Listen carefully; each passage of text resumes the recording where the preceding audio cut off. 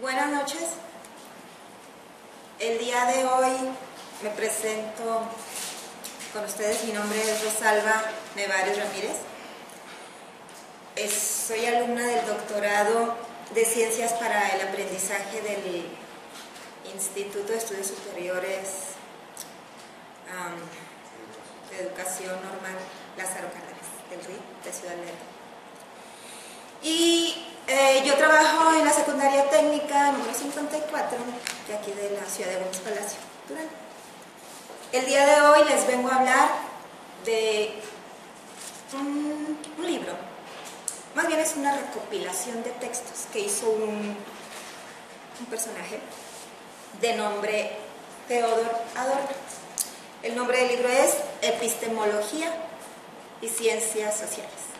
Bienvenidos. Estos textos hablan de las ciencias sociales. Se crearon en un lapso de 10 años, de 1950 a 1960, en donde se presenta una perspectiva crítica.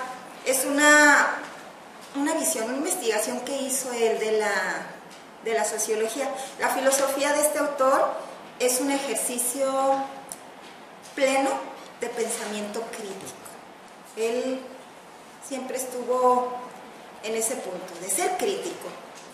La temática es un pensamiento centrado en distracciones y contradicciones creadas por el ser humano, por la burocracia. Me llamó mucho la atención cuando estuve leyendo a este autor una frase que dijo: escribir poesía luego de Auschwitz se ha vuelto imposible, porque la alta cultura no puede estar por encima de las vicisitudes materiales e históricas. Como que ya con eso te dicen acá de qué se va a tratar. De las ideas centrales de este texto, dice que lo social consiste en preponderar circunstancias sobre los hombres. Y él dice que se va mucho a lo funcional, donde lo funcional no se verifica como un hecho. Los positivistas quieren desterrarlo de la filosofía. Y dice también él que el concepto de sociedad se considera a través de la teoría. Otro comentario que él hace al respecto de este artículo, porque fue un artículo que publicó: las ciencias sociales empíricas no se practican solo con reflexión científica, sino con la realidad que refleja una reflexión teórica empírica. Este autor, en este artículo, supone que el concepto social es funcional, de acuerdo a los positivistas. Y dice que por ser funcional no se va a verificar como un hecho. Quieren los positivistas, al hablar así, desterrarlo de la filosofía, precisamente porque rompe con la idea de ciencia. Eso es lo que pretende. Adorno, que es el nombre del autor, expone la sociedad de un modo sumario, que se le va sumando, que imposibilita que el ser se autoposea y que se autorreconozca. Este es uno de los textos. El segundo texto que se trata en este libro es La sociedad e investigación empírica. Este es un artículo donde él comenta que hay una gran falta en la unidad de la sociología. Dice que hay muchos métodos y muchos objetos de estudio. Dice que una cosa es el método y otra es el objeto de estudio. Él comenta que el método se aborda desde un fenómeno social particular, mientras que el objeto de estudio se dirige a la totalidad de la sociedad. Él comenta también que la sociología empírica es usada por el mercado y la administración lo manipula por la manipulación o los sujetos. Dice también que en la investigación predominan cuestiones de métodos sobre los contenidos. También menciona aquí el pensador que los métodos de investigación empíricos subjetivos son deudores de una división entre ciencias naturales y ciencias sociales, entendido el espíritu, objeto individual. Él menciona también que la sociología opera dominado por un fenómeno, por pura apariencia. También comenta en este artículo que la filosofía en ciencias sociales consistiría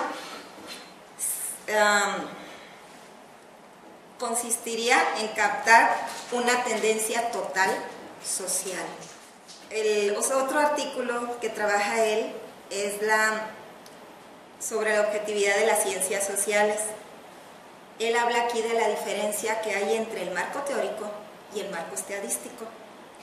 En este artículo él menciona que los sujetos son actualizaciones de los movimientos de la totalidad social y que no pueden reducirse a ejemplos susceptibles del tratamiento estadístico. No deben ser parte de una estadística. Comenta que al sustituir el método teórico por el método estadístico sería sustituir una concepción de la totalidad social como totalidad atributiva por total distributiva.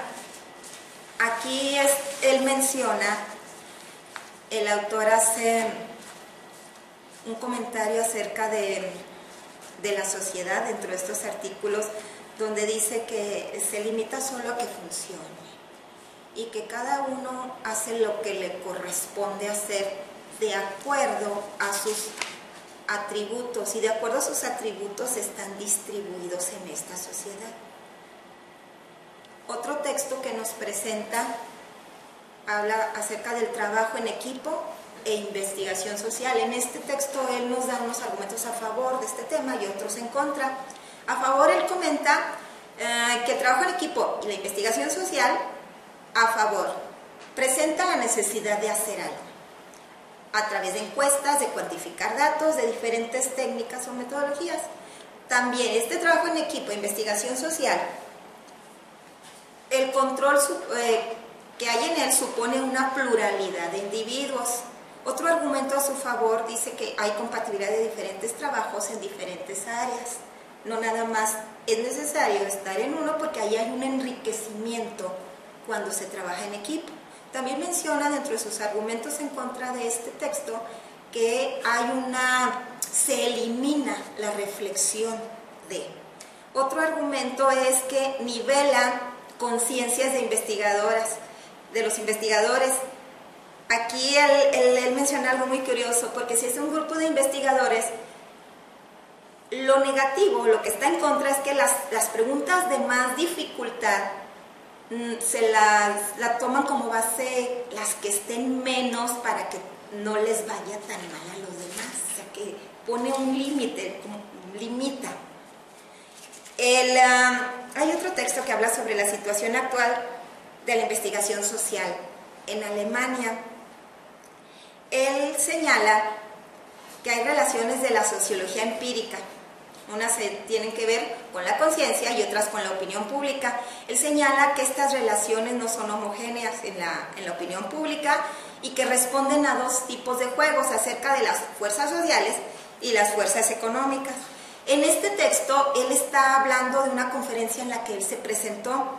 Dice que señala la relación que hay entre la sociología empírica con la conciencia y la opinión pública, que las relaciones conflictivas en la opinión pública no es homogénea. Dice, responde al juego de fuerzas sociales y económicas sociales.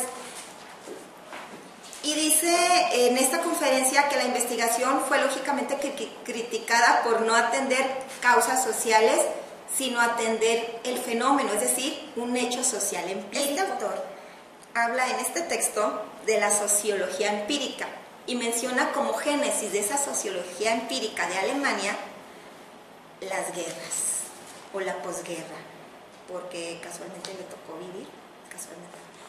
vivir la Segunda Guerra Mundial. Dice ahí que después de eso, en esta conferencia, en este texto, él ve la necesidad de que el país sea reconstruido de manera administrativa y de manera comercial. Él así vio cómo se manejaba la sociedad de Alemania. Dice que habría que recuperarse de la burocracia y del mercado. también menciona que era necesario que se convocaran las necesidades y expectativas de la gente de esa población para que fuera controlada de esa manera, de acuerdo a sus necesidades. Dice, si esta investigación es epistemológicamente criticable por no atender la causa social, sino al fenómeno, a eso era lo que criticaba de la Alemania de entonces. Dice, es políticamente censurable por el fin que busca, es decir, esta investigación tiene valor instrumental. Adorno es un pensador que siempre manejó esta terminología, lo que es un carácter instrumental. Dice que este carácter tiene como finalidad el dominio, no precisamente la formación de investigación social empírica. Él comenta que una instrumentación técnicamente especializada que podría servir para unos en una práctica liberadora. Otro texto que él menciona es un informe que habla acerca del estudio de la sociología en Alemania. Él, junto con otros colaboradores de Frankfurt, hablaron del significado de la sociología. Dice que durante el régimen nacionalista, la sociología fue estigmatizada y prohibida, pues consideraban a la psicología, la consideran como una subversión a la psicología, esta sociología. Dice que luego del régimen nazi llega con más fuerza la sociología empírica norteamericana y dice que llega en detrimento de la sociología alemana. En lugar de ayudarle, sucede al revés. Dice porque está ligada con el instrumentalismo. Vuelve a hablar de lo que para él es el instrumentalismo. Dice que también comenta de los efectos de algunos conceptos. Por ejemplo, al divulgar a través de los medios de comunicación la cultura o lo que estaba sucediendo y enfocado más en la cultura, dice que esto provoca que se vulgarice. Los medios de comunicación entraron en ese tiempo con mucho énfasis allá en Alemania luego de la guerra, y dice que el efecto de estos medios con relación a la cultura hace que se vulgarice. Dice que la sociología política insiste en ser sociología de partidos, también en eso habla en este artículo. Comenta que la sociología empresarial, el efecto de las relaciones interpersonales de la empresa, en lugar de atender las cuestiones sociales. Otro texto que él menciona en esta recopilación es un artículo que habla acerca de la teoría de la sociedad de investigación empírica, donde la teoría de la sociedad especulativa es gratuita, pero no tiene conexión para nada con una realidad. También comenta la investigación empírica sin presupuestos, que es falsa. ¿Por qué es falsa? Pues ¿cómo se puede investigar sin presupuestos? ¿Cómo es que una investigación empírica no va a tener presupuestos? Es decir, no va a tener diseño ni interpretación, entonces él la considera falsa. Otro texto que se menciona, la investigación social empírica, dice que se divide en dos: indagación de hechos objetivos e indagación de características subjetivas. Dentro de las características subjetivas se comprenden las opiniones, las actitudes y los comportamientos, y que esto habla de las potencialidades del sujeto. Los métodos que se usan, entre otros, son la observación, las encuestas, las entrevistas y ese tipo de situaciones. El autor define como conocimiento: el conocimiento es una identidad sujeto-objeto, reducción de la diversidad sensible en el concepto unificador. También él habla del conocimiento que es configurado como un proceso de abstracción reductivo que posibilita la anulación de las diferencias individuales de cada objeto, al subsumirlas en un concepto del idealismo. Entonces, aquí en este libro de la dialéctica de la ilustración, el autor señala la manipulación de las conciencias por medio de los medios de comunicación de masas, que establecen de una forma creciente la cultura como industria. ya no es cultural, ya los medios de comunicación masiva la toman como una industria, que esto hace que se dificulte el pensamiento crítico de la persona. Dice que los métodos sí son racionales, pero los fines, los que se hacen, los métodos que se usan son racionales, pero los fines para que se obtenga eso son irracionales. Me llamó mucho la atención, él pone de ejemplo, como les digo, él participó o vivió la guerra, la vivió. No se la contaron, la vivió. Entonces él pone de ejemplo Auschwitz y un pasaje de una obra clásica donde dice que cómo está la instrumentalidad en la vida. Él habla de que los hombres actuales aplicamos la razón, pero no en los fines, sino en los medios que usamos para ellos, es decir, una razón instrumentada, centrada en ver cuáles son los medios para lograr tal o cual fin. Aquí dice que cuando era la época de los nazis, veían ahí los alemanes de que, bueno, pues se tienen que desaparecer tantos judíos. Y algunos dirían que, bueno, pues qué locura, ¿no? Eso del exterminio de tanta persona, tantos días en aquel tiempo, es una locura. Pero aquí él dice que no es una locura. Dice que esto, que para muchos lo es algo que se hizo con razón. O sea, fue razonado, no fue una locura. ¿Por qué es razonado? Porque se razonan los instrumentos que se van a usar. Se razonan los horarios, se razona la cantidad. Es un trabajo. Fue considerado un trabajo. Pero no estaba justificado el fin que tenían. Él comenta mucho que si los instrumentos se usaran para un buen fin, otras serían las respuestas, estaría mucho mejor. Pero él habló mucho de que deberíamos de ser críticos en esta obra de dialéctica de la dialéctica de la ilustración. Él también dice que los instrumentos son instrumentales, pero sirven, es irracional el fin que quieren lograr. Y también este es el mensaje de la escuela de Frankfurt. Es irracional ese fin. Cuando él está en Alemania, que ya regresa, ya luego de que le dieron permiso y todo, porque también él era hijo de gente bien económicamente y pues tenía un exilio de lujo, dicen por aquí. Invitó a otros también, vénganse para acá. Y allá fueron libres y luego ya se regresaron. Él, después de eso, cuando regresa a Alemania y ve todo lo que está sucediendo, dice que ahí en ese momento lo que querían era reconstruir lo que estaba deshecho. Entonces el sujeto tiene un valor menor.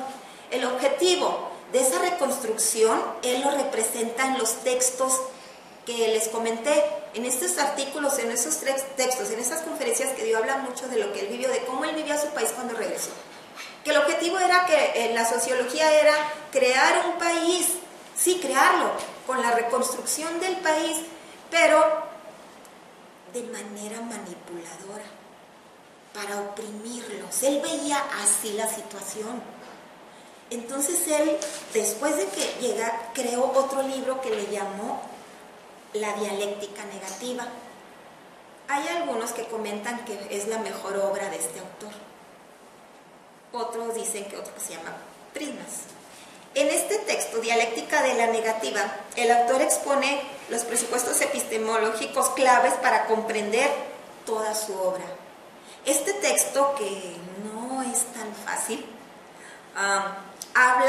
vuelve a retomar lo que él pensaba acerca de la sociedad, que estaba muy pasiva, que los medios estaban influenciando mucho, pero para mal, porque la cultura ya no era tan crítica, ya no se criticaba, ya nada más, sí, voy a comprar una obra de arte. Entonces ya no se le daba el valor y él se sentía un poco, pues, desanimado. Entonces, en este libro de La dialéctica negativa retoma otra vez la crítica de la realidad social que había mencionado en la dialéctica de la ilustración, que por cierto empezó acá en Estados Unidos, donde vivió, y pues desde acá veía las cosas diferentes. denunciar la razón que ha propiciado la racionalidad, asiente a los principios para una nacionalidad crítica. Ya no nada más denuncia que los instrumentos están mal utilizados. En este libro, Dialéctica Negativa, él dice que hay que ser crítica, hay que despertar de ese adormecimiento que se encuentra. Dice que hay que ir más allá de una denuncia, que hay que denunciar la falsa racionalidad de la razón, pero es preciso hacerlo a través de una crítica. Les agradezco a todos. Sí, es un tema que va para largo, que tiene un lenguaje muy difícil, se los recomiendo para que aprendan, para que entren a la crítica y conozcan más de este tema.